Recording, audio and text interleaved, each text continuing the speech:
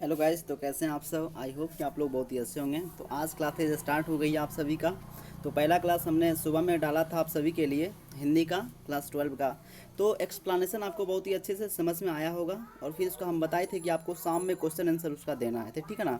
तो आप question answer क्या करिएगा, अच्छे से भाव अर्थ को समझिएगा और फिर आपको मज़ा आ जाएगा, ठीक है। तो स्टार्ट करते हैं। और बताया था कि पहला चैप्टर स्टार्ट कर दिया हम लोगों ने। तो चैप्टर का नाम था करवक और उसके लेखक कौन थे, मलिक मोहम्मद जायसी जी थे।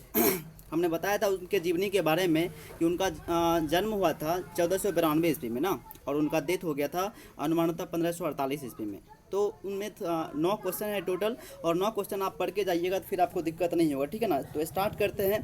पहला क्वेश्चन है, कवि ने अपनी एक आंख की तुलना दर्पण से क्यों की है। और बहुत ही मस्त क्वेश्चन है ये। क्वेश्चन कम से कम 4 से 5 बार आपके एग्जाम में पूछा गया है, कम से कम 4 से 5 बार पूछा गया है, और बहुत ही मस्त क्वेश्चन है। तो इसका आंसर आपको मैं बता रहा हूँ कि हम जानते हैं कि दर्पण क्या होता है, स्वच्छ होता है और निर्मल होता है।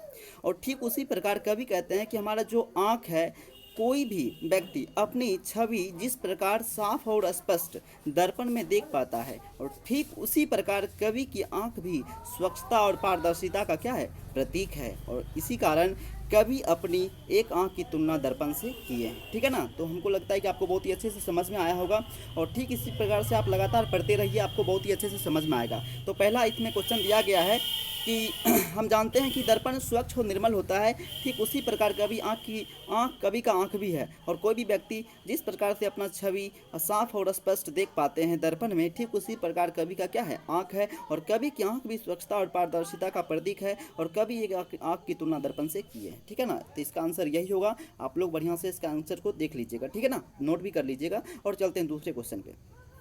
और सेकंड क्वेश्चन ये है आपका, और बहुत ही मस्त क्वेश्चन है ये। क्वेश्चन भी आपके एग्जाम में कई बार पूछा गया है, ठीक है ना। तो पहले करवक में कलंक और कांच से क्या तात्पर्य है, ठीक है ना। कलंक का कांच और कंचन से क्या तात्पर्य है, इसके बारे में जानते हैं। तो पहले देखिए, यहाँ से अच्छे से लिखना पड़ेगा आपको। ठीक इसी प्रकार से आंसर आप भी लिखिएगा। यहाँ बताया गया है कि कवि ने कलंक, कांच और कंचन शब्द का उपयोग करके अपने विचारों को क्या किए हैं, प्रकट किए हैं, ठीक है ना। तो अब देखिए, पैराग्राफ मैंने चेंज किया है, ठीक इसी प्रकार आप भी पैराग्राफ चेंज करके बनाइएगा। कलंक शब्द की चर्चा करते हुए लेखक कहते हैं कि चंद्रमा में दाग होते हुए भी, ठीक है ना, उसमें काला धब्बा धब्बा भी है, दाग भी है, पर मोल नहीं रहा। अतः गुणवान में अगर कुछ अवगुण भी हो तो उसके गुणों के आगे सब क्या होता है, छिप जाता है। मतलब कहने का मतलब ये है कि अगर कोई गुणवान व्यक्ति है, अगर उसके पास कोई अवगुण भी है, तो गुणवान के आगे वो अवगुण क्या होता है, छिप जाता है।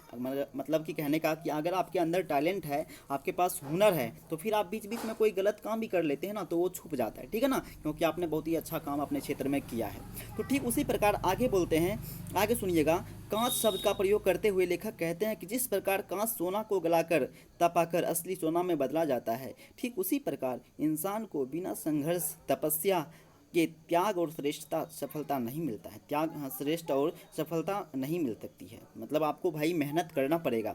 आप मेहनत करोगे फिर उसका सफलता मिलेगा आपको, ठीक है ना, तब आप श्रेष्ठ महान व्यक्ति बन पाओगे।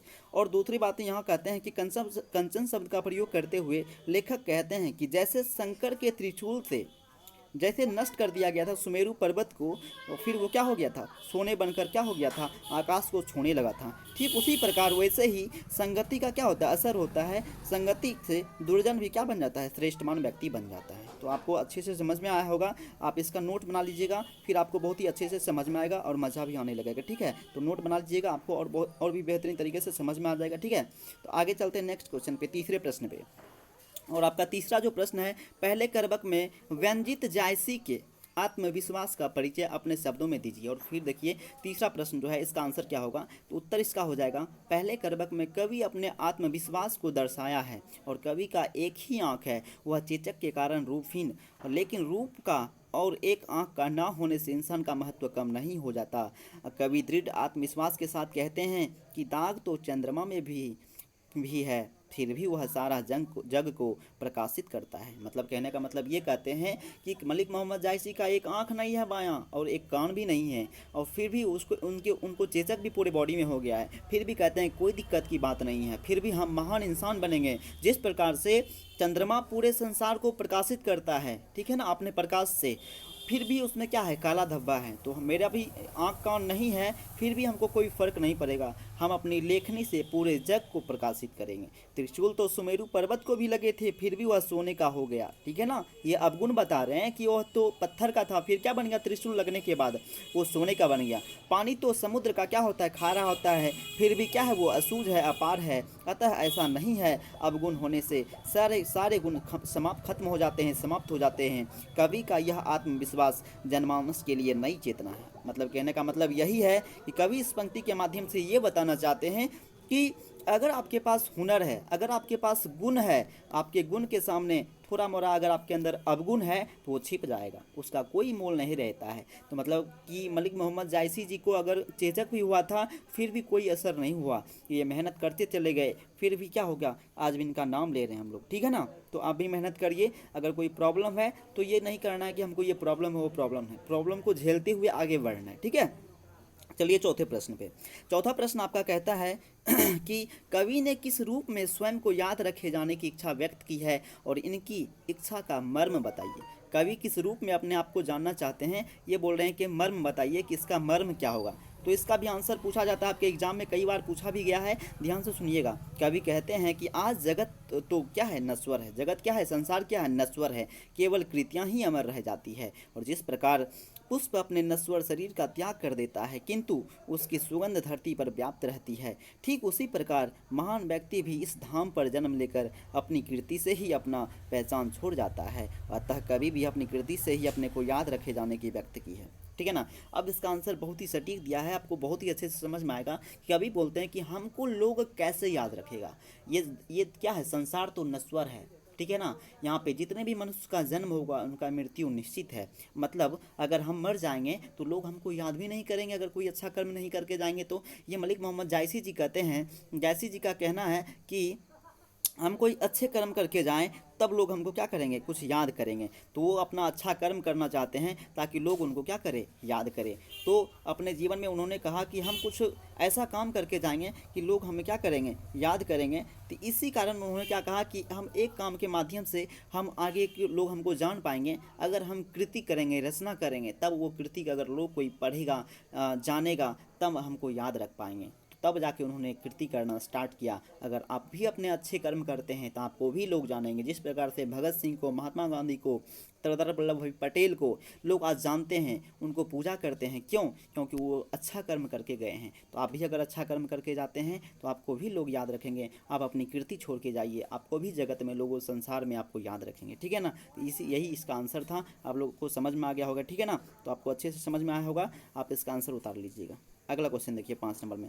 5 नंबर क्वेश्चन आपका कहता है कि भाव स्पष्ट करें। और ये पंक्ति दिया गया है, आपके कविता का पंक्ति है, मैंने सुबह में आपको समझाया था। जो लही अम्बही डाव न होई, तो लही सुगंध बसाई न सोही। इसका आंसर आप खुद से लिख सकते हैं कि बोलते हैं जो लही अम्बही, मतलब जब तक आम में डाव या मंजरी नहीं आएगा तब तक उसमें सुगंध भी नहीं आ सकता है। ठीक है ना, तो लही सुगंध बसाई न सोई, उसमें क्या, मंजरी का आना जरूरी है।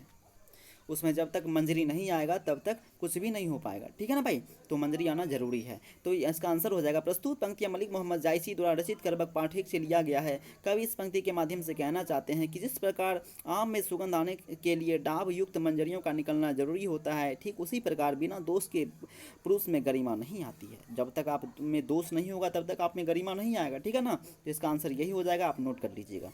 अब अगला क्वेश्चन पे चलते हैं। नेक्स्ट क्वेश्चन आपका कहता है कि अगला क्वेश्चन है कि रक्त के लेई का क्या अर्थ है, और इसका भाव स्पष्ट करने के लिए बोल रहा है। और इसका आंसर आपका हो जाएगा कि कवि इन पंक्ति के माध्यम से यह कहना चाहते हैं कि वह अपने काव्य को रक्त की लेई लगाकर जोड़ा है, जो गाढ़ी प्रीति के नयन जल में भिंगोया हुआ है। अर्थात इस काव्य को लेखक ने अपने कलेजे के खून से रचा है। अब इसका आपको पंक्ति हम पढ़ के बताए थे, बहुत ही गजब का पंक्ति था।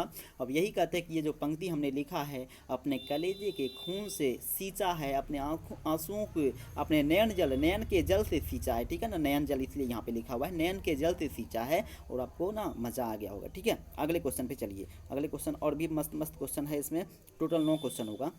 मोहम्मद यही कवि जोरी सुनाबा अप्पावा, कवि जोरी सुनाबा, यहाँ कवि जोरी, हाँ, जोरी शब्द का प्रयोग किस अर्थ में किया है। देखिएगा इसका आंसर हो जाएगा कवि ने यहाँ जोड़ी शब्द का प्रयोग जोड़ कर किया है, ठीक है ना, जोड़ कर के अर्थ में किया है। इस पंक्ति के माध्यम से कवि यह बताना चाहते हैं कि वह इस कथा को जोड़ कर सुनाया है और जिसने भी इसे सुना है उसे प्रेम के पीड़ा का अनुभव हुआ है। आपको पंक्ति में और भी समझ में आया होगा, आंसर नोट कर लीजिएगा और बहुत ही छोटा छोटा इसका प्रश्न का उत्तर है, ठीक है। अगला क्वेश्चन देखिए, अगला क्वेश्चन हो जाएगा इसमें आपका कि दूसरे कर्वक का भाव स्पष्ट करिए। इसमें दो कर्वक था, कर्वक एक और कर्वक दूसरा। तो पहला कर्वक खत्म हो चुका है आपका, सेकंड कर्वक में आइए क्या बोलता है कि दूसरे कर्वक का भाव स्पष्ट करिए। तो भाव स्पष्ट करके मैं बताता हूँ। दूसरे कर्वक में कवि अपने काव्य और उसकी कथा सृष्टि के बारे में बताते हैं और कहते हैं कि उन्होंने इसे रक्त की लेई लगाकर जोड़ा है और गाढ़ी प्रीति के नयन जल में भिगोया है, ठीक है ना।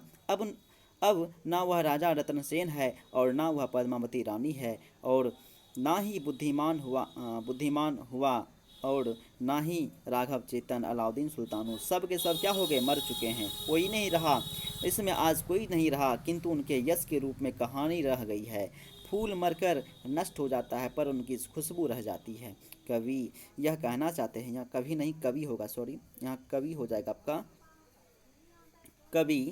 कवि कहना चाहते हैं कि एक दिन वह भी नहीं रहेगा पर उनकी कीर्ति सुगंध की तरह पीछे रह जाएगी। अब यही कहना चाहते हैं, उनकी जो कीर्ति है सुगंध की तरह उनके क्या रह जाएगी, पीछे रह जाएगी, और इसलिए उन्होंने कीर्ति करना स्टार्ट किया। तो आप इसका आंसर नोट कर लीजिएगा, ठीक है ना। तो चलते हैं नेक्स्ट क्वेश्चन में, और अगला क्वेश्चन क्या हो जाएगा आपका, लास्ट क्वेश्चन होगा आई थिंक, हाँ लास्ट प्रश्न है आपका। और देखिए लास्ट प्रश्न क्या कहता है आपका, लास्ट प्रश्न है व्याख्या करें। धनी सो पुरखो जस कीर्ति जासु, फूल मरे पर मरे न बासु। अब कहते हैं कि धन्य है वह पुरुष जो कीर्ति करके जाते हैं। जिस प्रकार से फूल तो मर जाता है, उसका सुगंध नहीं मरता है, ठीक उसी प्रकार जो पुरुष अपनी कीर्ति करके यहाँ पे जाते हैं, इस धरा से मर जाते हैं, ठीक है ना, तो उनको लोग भूल नहीं पाते हैं, उनको हमेशा याद रखते हैं, ठीक है।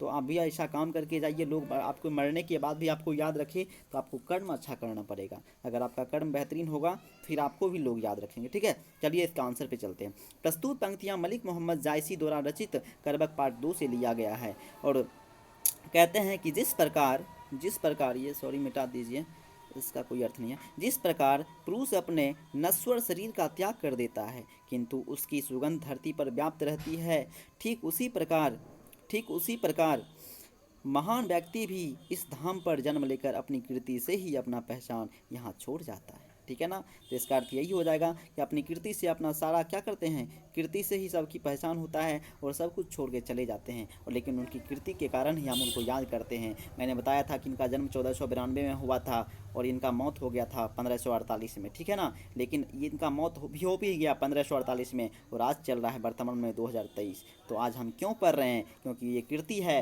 उन्होंने कहा था कि ये मेरी पंक्ति जो पढ़ेगा हमको ज़रूर 2 लाइन में याद करेगा। तो आप इनकी पंक्ति को पढ़ के 2 लाइन में आज इनको याद कर रहे हैं। आज चल रहा है 2023, तो आपको आज मज़ा आया होगा सारे क्वेश्चन आंसर को करके। इसका नोट बना लीजिएगा और बहुत ही छोटा छोटा प्रश्न का उत्तर है, तो आपको मज़ा आया होगा।